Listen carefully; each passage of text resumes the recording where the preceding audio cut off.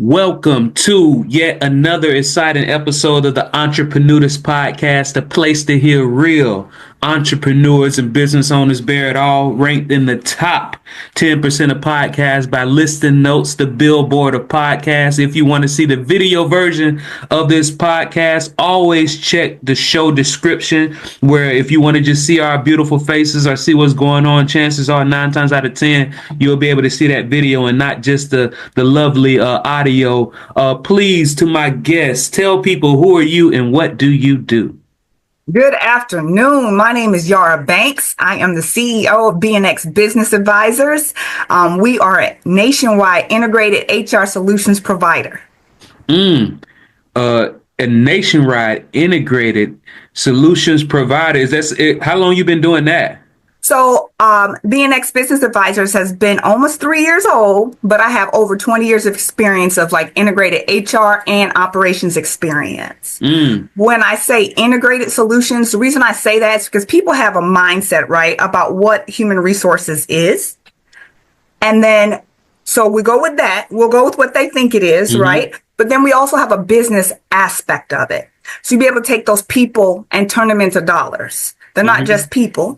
They're not just behinds in a seat, so we're going to turn them into dollars. So can we work on process improvement? Can we work on workflow? Can we do standard operating procedures? Can we do forecasting? Can we do strategic alignment? Those things will help us set up the proper workforce, right? So if you can talk the business side and to the balance sheet, and then you can talk to the human side, the capital asset piece, hey, you're cooking with grease. Oh yeah, cooking with grease. Fish grease, as my people used to say. Now we cooking with some fish grease, right? But that is interesting, because I have seen to where sometimes the human resources falls under operations, and sometimes it falls under the financial side of things. And to your point, I want to touch on that. Is there nothing that you know now that you've done so much time in the industry, and then starting going on 3 years with BNX? Is there nothing that you know now that you wish you knew when you first started? Yes, I wish I knew how to speak the language. And the language I'm talking about is the language of the balance sheet. I didn't know how to speak it to an extent, right? So when you're in HR, you have tunnel vision. When you're in business operations, you have tunnel vision. But how to speak the language so that you are bilingual, so to speak, right? And so understanding who your audience is, any type of business, you need to really understand who your audience is. You need to really get in touch with your ideal client profile, your ideal customer profile. How do they think? Where do they get their information? What words or solutions pop out at them? You need to understand what their pain points are. It's great to start a business, as you know, Randall, start a business, say, hey, this is fun. I like it. I'm going to do this. But if the market doesn't demand it, no one's looking for that, you're not going to be successful. So really what I learned just as an entrepreneur, take away from the skills I had before I started this, was really how to speak to that audience, how to be able to articulate their pain points and my solution for them. Because I get what you're saying, and I watch a lot of movies where, you know, sometimes it's time period movies to where one country is invading another, and the only people that they would keep alive, let's say they coming in to pillage and to destroy, the only people that they would keep alive are the people who knew how to speak their language, right? You would Translators. see that one moment in the scene where they realize that this person can speak their language, and all of a sudden they just killed 100 other people, but they let that person alive because the ability to communicate, the highest form of compensation is communication. That's right. The right. ability to communicate is what gets to those dollars. And it sounds like what you're saying is, in the beginning, you knew the problems from an HR perspective, but you did not know how to articulate it to where they could see the bottom line show up on that financial side. That's correct. That's correct. Oh man, so when you figured out that solution, was it one of those things to where, all right, I'm an HR person and I know how to articulate how it translates on the bottom line. Does that mean that any HR professional can work in any industry? Is it like a general practice type thing or a specialist type thing? No, that's a good question. So here's the thing. First, let me say this. I recently read a study that said 83% of CEOs polled did not know what HR does. What's their full gamut of what they can do. What that tells me are a lot of things. A, they're not being used to their full potential. B, they may not even recognize it because, again, we have tunnel vision and we're pigeonholed, right? So I didn't know initially that I didn't know what I didn't know. Okay, so it took me a minute to figure that out. I don't, first of all, human resources, everybody needs, it's like a doctor. Every organization needs human resources. So that goes without saying. But depending on where you are and the size and culture of the organization, HR may not have a seat at that table. And so if you're not exposed to the proverbial table, you won't be exposed to the language, right?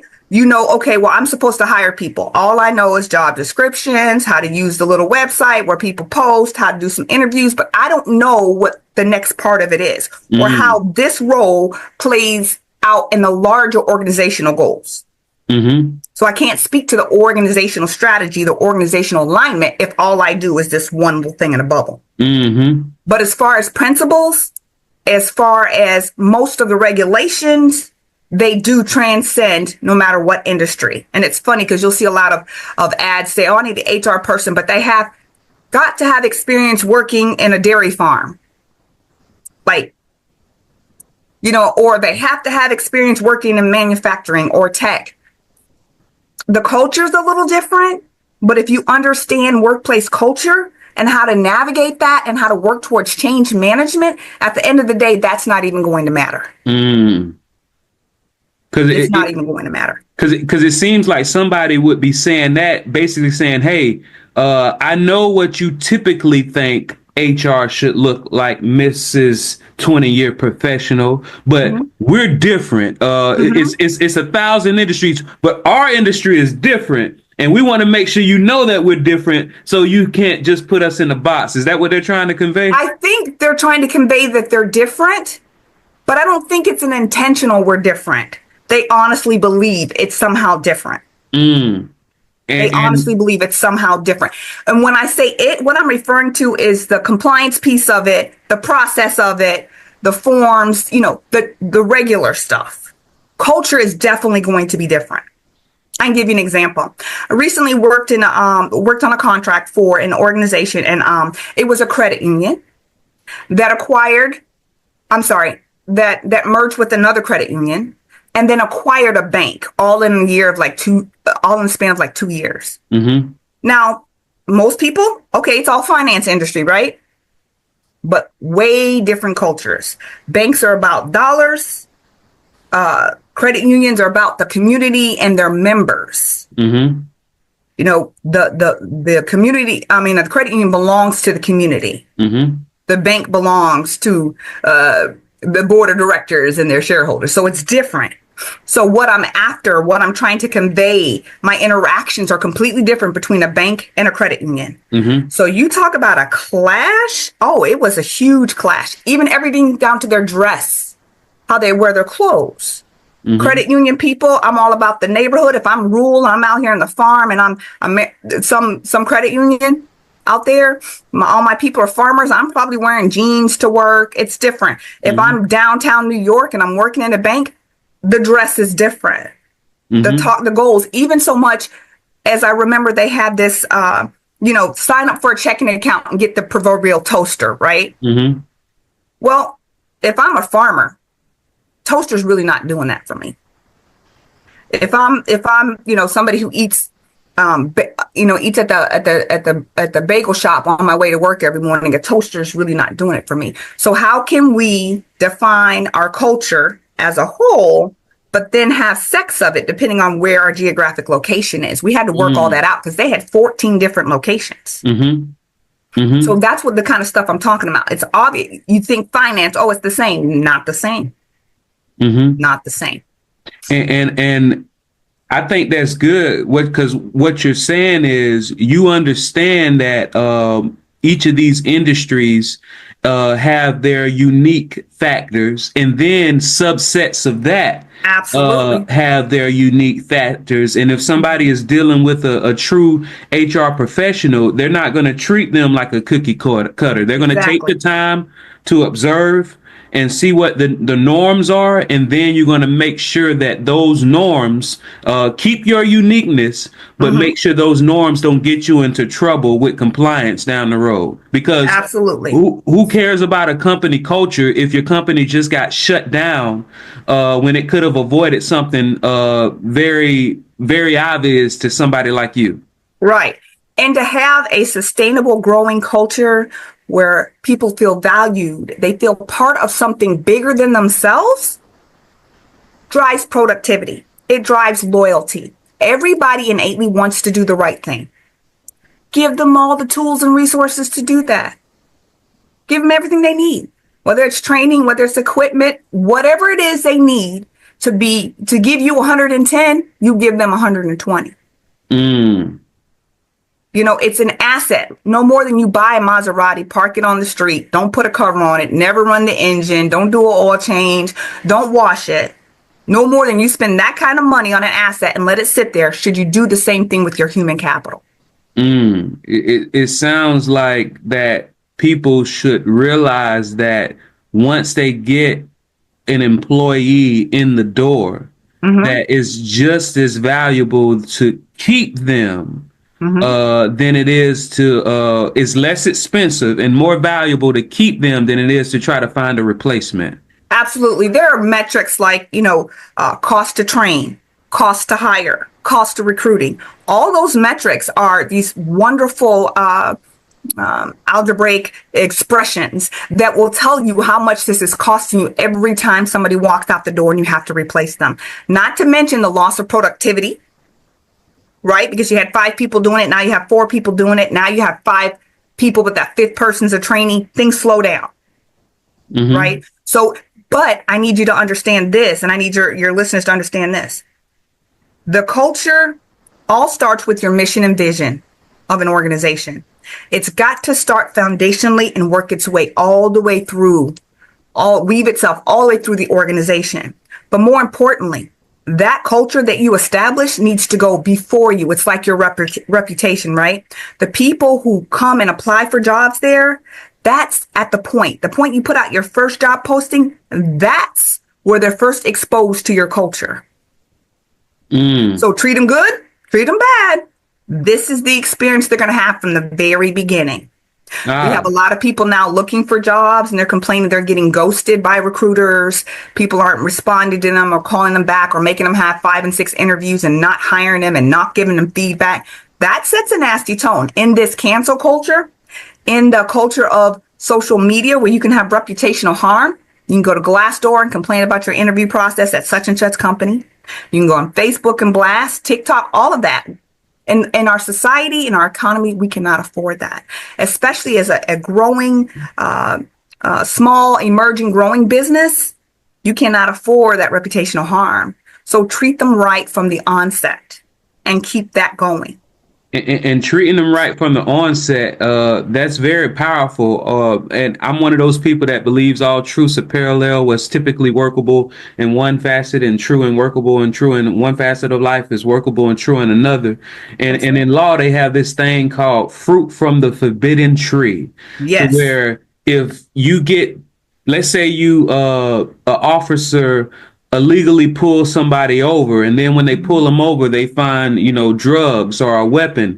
If it's fruit from the forbidden tree, if you shouldn't have even pulled them over in the first place, you never would have found those drugs or found those Absolutely. weapons. So even though that was legitimate, what you found, Hmm. because you started out wrong, all of that you did is for nothing.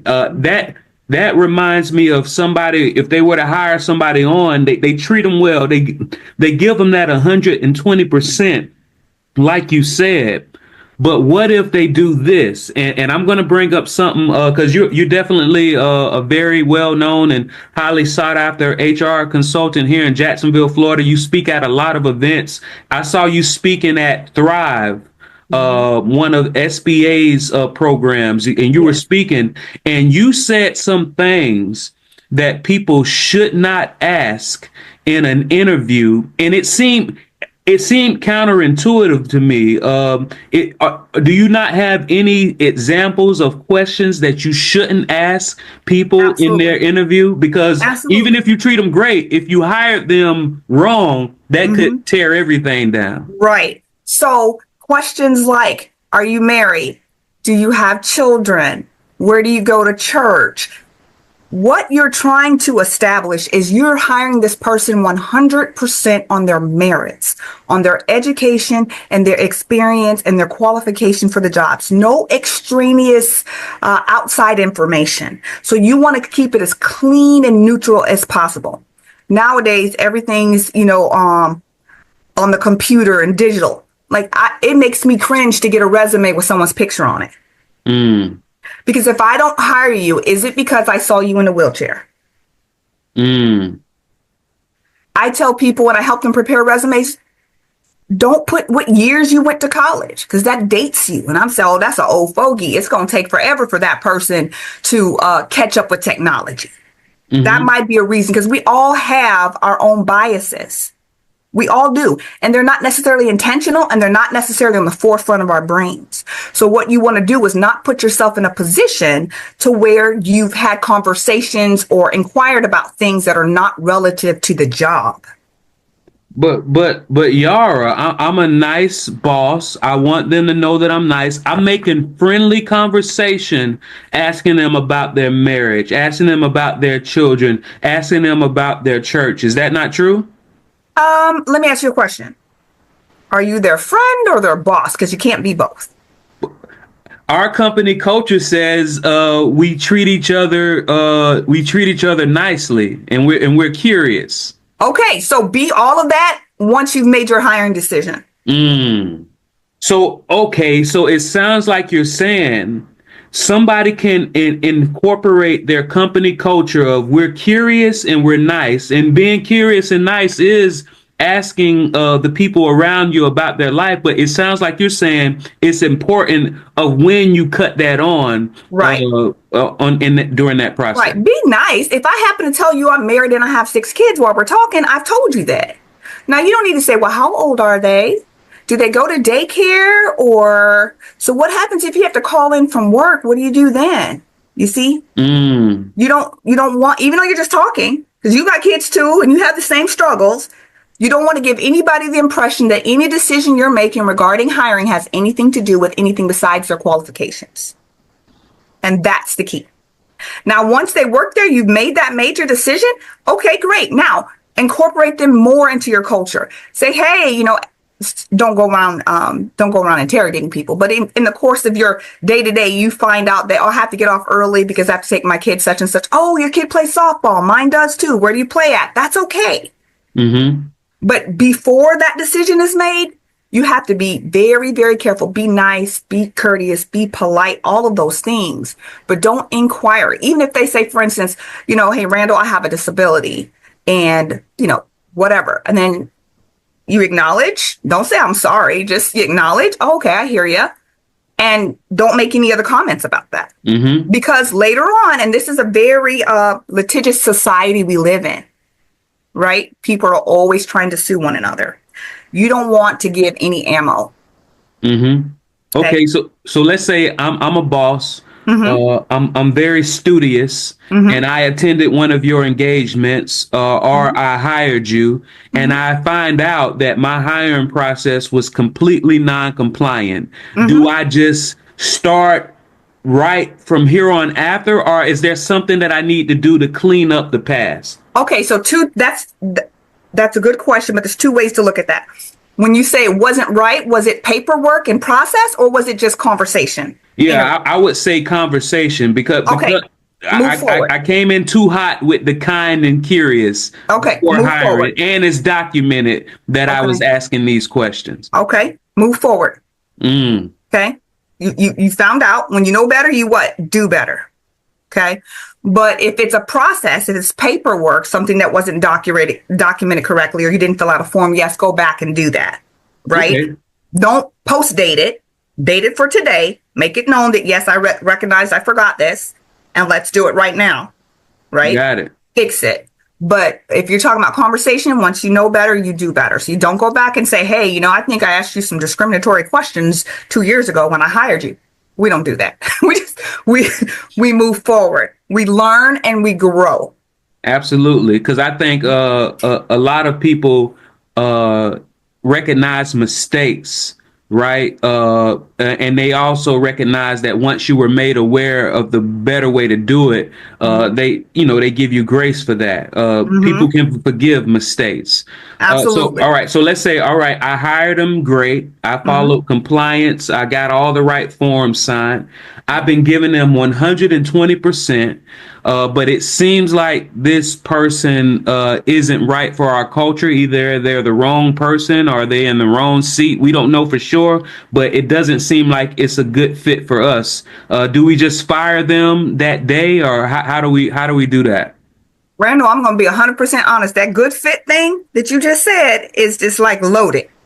It's loaded. I need you to be able to articulate what is the issue. When you say you're not a good fit for my culture, what does that mean? Does that mean their work ethic? Does that mean their conversation, the way they communicate? Does that mean they don't respect personal space or they're nosy? Does it mean that they are not the get along guy? Does it mean they ask a lot of questions? What does that mean? Because when you can articulate it and identify the root cause of whatever the issue is, now you can begin to address it. The fit is just it's like a black hole. What does that mean? So first, if you were to call me up as a consultant and say, hey, Yara, this is the case, I would ask you these questions. What does that mean? What does that look like not fit? And that does seem you wouldn't because that seems like the normal phrase that people say they weren't a good fit. But it sounds like what you're saying is not if you're thinking about terminating somebody, you can't just say they're not a good fit, because all the key decision makers or the key stakeholders understands what that means. No, you have to assume that somebody's going to be reading this in the future and they don't know what good fit means. Right, because a year from now, you could get a letter in the mail that says Yara Banks is suing you for discrimination and you fired her. Who is Yara Banks? Let me go back to the personnel files and look. Oh, yeah, she wasn't a good fit. Well, what does that mean? When you got to go to that deposition or you be interviewed by that investigator, what does that mean? And then depending on what it means, how you address it. So now I know what it means. Now we can talk about a plan of improvement. Now we can talk about how we can coach you through it. Now we can talk about how to get help for whatever the problem is. You always want to try to save the working relationship if you can. You do, because like we talked about earlier, it costs money, it costs productivity, it costs reputational harm, costs to train, costs to rehire, costs to recruit, all of those things. So if it's a matter of just coaching, let's coach. If it's a matter of having a better understanding, and this is something I talk about in my latest book, it's called Executive Blindspot, and it's talking about how misalignment with HR impacts your bottom line. And this is key. A lot of times the C-suite and executive and owners don't have a full understanding of what HR does, so they're missing the mark on being able to utilize what they bring to the table. Right? So if a manager calls up and says, hey, I want to fire Randall, and as HR, I just stamp it, there's a problem. Because what's happening at C-suite, all I'm seeing is, man, there's a lot of turnover. I might know it and I might not, depending on the size of the organization, because it could be all in one area or it could be spread out. You need to identify, why is there so much turnover? Why did we do the exit interviews, and find out if they'll answer you. Why are people leaving? What are the problems? Pay attention to those annual employee surveys. I believe it should be done at least twice a year. How's your management treating you? How's the company treating you? Would you recommend to a friend? What's going on? Is your voice heard? Do you feel valued? Do you feel like you have all the resources to be the best you can be? What else would help? Do you want mentoring programs, coaching programs? Do you need more training, more professional development? What do you need to be the best you can be? And when they tell you, listen. And let them know you listened. Because a lot of times in organizations, what you'll see is we got the survey, we saw these things we need to improve on. We went over here and we improved on those things, but it didn't tell anybody. So then the next survey comes out. What's the point of filling it out? You're not going to do anything anyways. But wait, we already did that. We already have that. We've already done that, but you haven't communicated it. You haven't communicated it. You have to treat your people and your departments as part of a big organization. It can't just be we're the organization and you're over here. They have left hand and right hand has to know what we're doing. I worked at a corporate America one time in an organization, and our job was to oversee, without giving too much information, I'm trying to say, oversee like quality assurance. Okay. I'm going to check your work to make sure you checked all these things off a check sheet. Okay. And I'm like, okay, so she checked this instead of that. What does that mean? Stay in your lane. Okay. I pushed this button instead of that button. What does that mean? Stay in your lane. Literally, my supervisor started telling me it was none of my business. That's not my job. Now, could have done that for multiple reasons. One, he didn't like the fact that I asked questions. Sometimes questions mean I'm challenging authority. Not to me, it means I want to understand, right? So knowing your people is key. The other piece might be that he frankly didn't know either. Okay. But if I don't know what's happening upstream and downstream from my work process, how do I ensure that I care enough to do it right? So what if I check that box this time? Well, downstream, that could cost the company $500,000 because you didn't lock their interest rate in, right? So you need to understand your role and how it plays out in the larger organization. Yeah. So my book, we talk about, really motivating your workforce. And that's by telling them what's in it for them. So I worked a job for a while and I felt, you know what? I don't want to work anymore. I do great, but I don't feel like I'm contributing anything. I feel like I'm making rich people richer. And that's how I felt. But if I really would understand the organization, given the opportunity to understand how left and right works together, I would have known at that time, and that was years ago, I would have known that I was actually helping people. I'm sitting in a call center or back office processing loans, mortgage loans, right? And all I see myself is doing paperwork. But guess what? This paperwork is contributing to somebody else's generational wealth. This paperwork is contributing to somebody else having a safe place to sleep at night. So there's other ways to communicate what's in it for them versus just filling out a piece of paper.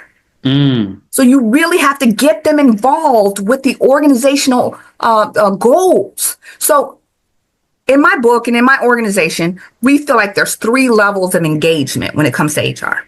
Strategic engagement. That is planning, forecasting, looking at the big picture, the overall organization, right? Then we feel like there's tactical. Tactical is, oh no, somebody filed a complaint. Oh no, a bunch of people are quitting in this department. There's a backlog, or we're implementing a new technology or something like that. We need somebody to come in on a project basis, 3 to 6 months, help us, get this thing together.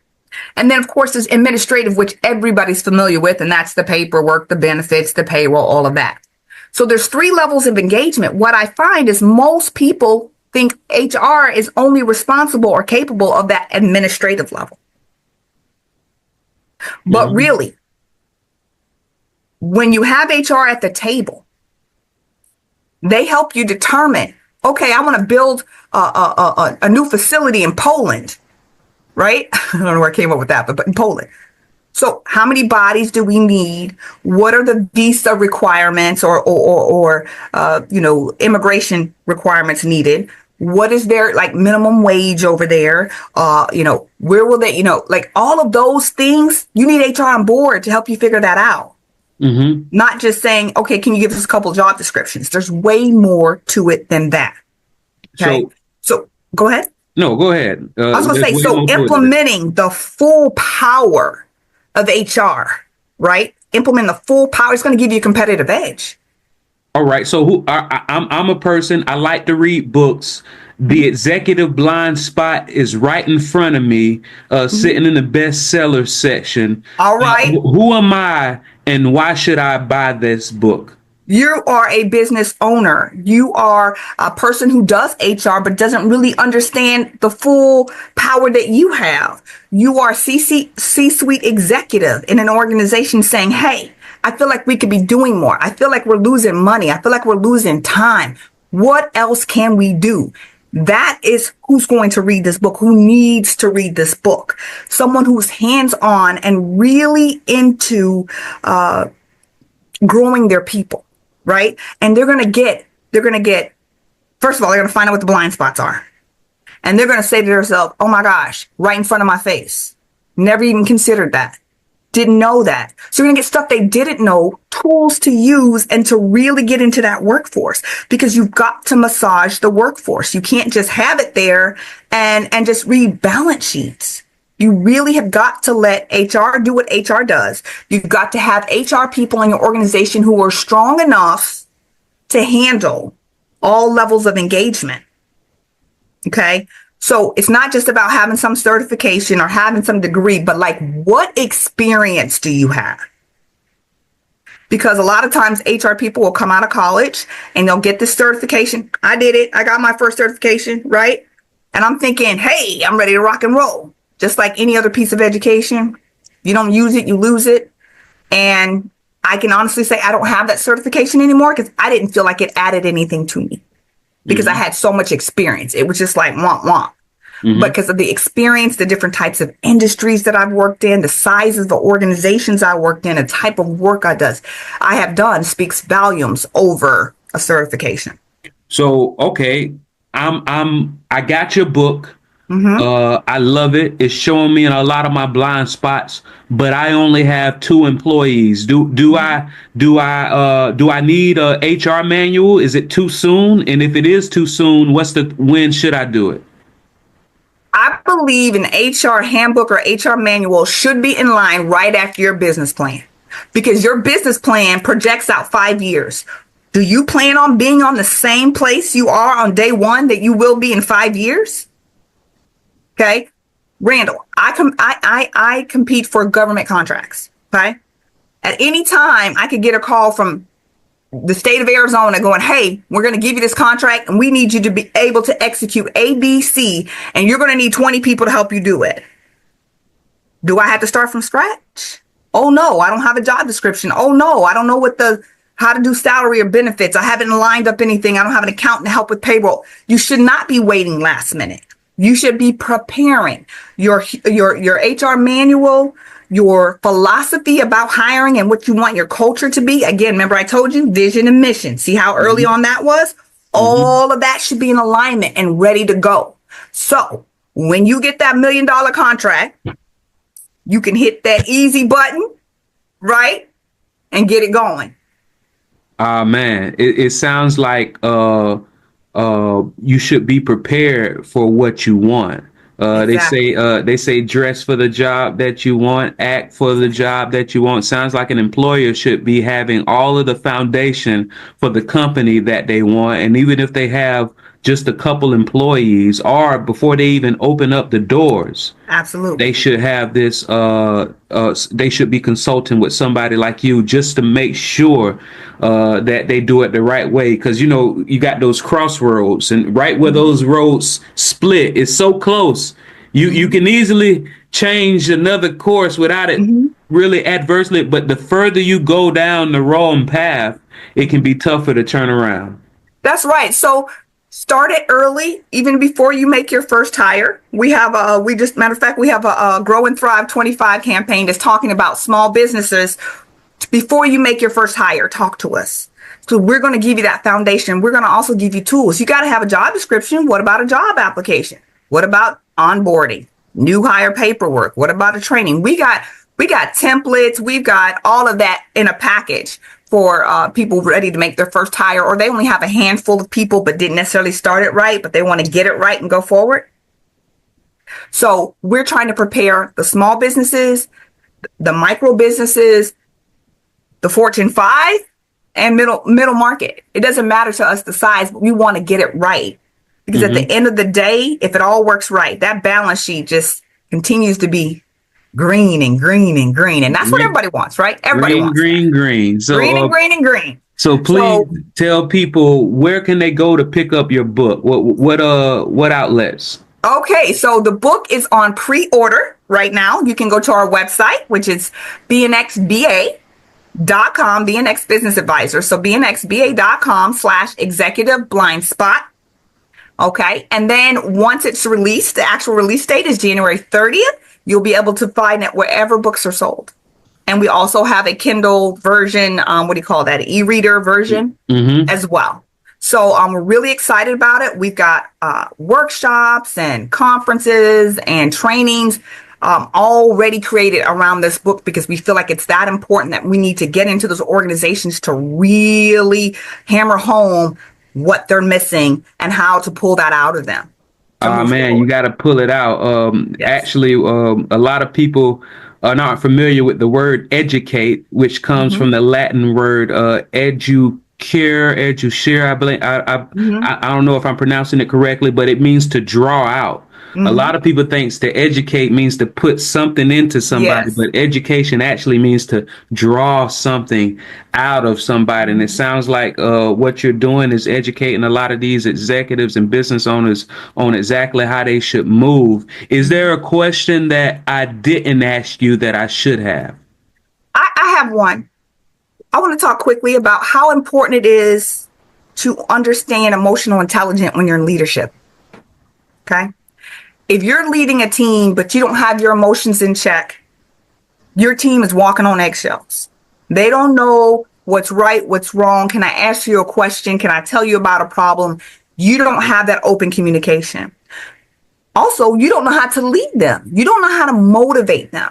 Part of being a leader is understanding your team, understanding their wants, their needs, their desires, understanding what drives them, what's their why.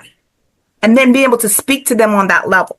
Understanding that I know when I talk to Randall, he can get kind of heated. He talks loud all the time. That doesn't mean he's mad. So when I go and give him feedback, I understand that I need to lower my voice, speak a little slower so it doesn't trigger him into getting even louder, so we can have a conversation. If I know that somebody tends to be more sensitive, I'm going to take my time. I'm probably going to sit eye level. We're going to sit side by side instead of me standing over you or across the table. We might have a quick little conversation off the floor, right? So not everybody can hear, so I can respect your privacy because you're sensitive about such matters. I need to understand what my triggers are, and I need to understand the triggers of my people. That emotional intelligence bleeds down from leadership to your middle management to your staff and out the door to your customers. You know, if you get somebody on the phone and they're having a bad day because they immediately got an attitude, right? But if I can get to the root of why you're having such a bad day today, you're not going to pass that on to my customers. Not only that, but the ability to, this is key, the ability to gather your team in such a way they know you have their back. You're supposed to be a buffer between them and whatever the next level is. They need to know. If you don't agree with something upper management said, don't go in there and say, well, listen, y'all, I'm just telling you what they said. I don't agree either. That's not the way to communicate. I'm going to shoot it straight. And I know you may not all agree, but this is how we're moving. This is why we're moving. And here's what's in it for you. When you can get people to know and trust that you have their back, you can get them to move mountains. If I come to you and say, Randall, I've been getting complaints that you have some bad breath. Okay. You don't know me. I'm the corporate CEO. I just happen to be in the building for the day. You're going to take offense. But if we work together every day, you know I got your back, and I pull you aside, I'm like, hey, bro, let me let you get this peppermint. You're going to know my heart. You're going to know I'm not doing it to try to call you out, to make you feel any kind of way, because correction without relationship will never work. Never. So you got to know your people, especially one more thing, in the day and age of workplace violence. If Randall, all of a sudden you clean shaven and you such a slide dresser, and now all of a sudden you ain't shaving, you come to work late, your clothes all messy, you're on the phone all the time, sitting at your desk, something's wrong. And that's not your normal behavior. Because I know you, I know something's up. I can pull you aside and say, hey, what's going on? Is there something you want to talk about? Can I get you some help? Do you need to talk to someone? Whatever the case may be. Anytime you hear in the news where there's been some kind of workplace shooting, folks always say, well, I thought this might happen, or he said something like that, or I saw the signs, but nobody ever reported. But as a leader, if I know my people, I know for the most part when something's up. Early intervention is key. So it seems like the managers, the employee facing managers should be on a see something, say something type of program. Yes, but not because it's the rules, because they're people. We relate to one another. I care about you as a person, and hopefully you care about me as a person, not just because there's a rule or policy that says that, because it's the right thing to do. And I think the right thing to do is for us to make sure that everybody gets your name again and how to get in contact. What's the best way to get in contact you, and what's the name for the people who didn't catch it in the beginning? Sure. I'm Yara Banks, CEO of BNX Business Advisors. Our website is bnxba.com. We are located in Jacksonville, Florida, but our client base is national. My telephone number directly is 904-345-0070, or you can email me at Yara, YARAB, at bnxba.com. Yeah, that's Yara Banks, Banks. And if you reach out to Yara and say that you found her from the Entreprenudist podcast, she might give you something. It might be a PDF. It might be a consultation. I'm gonna let it be a surprise. Absolutely. Let her know that you heard of her and you got this knowledge from her from the Entreprenudist podcast, and she's gonna give you something. It might just be a smile, but she's gonna give you something. Listen, if I'm coming on here and people are taking the time to listen because they really want to know better, I've got all kinds of gems. I've got all kinds of digital assets to share. I've got all kinds of knowledge. Absolutely. To drop in value. So absolutely. I have all of that.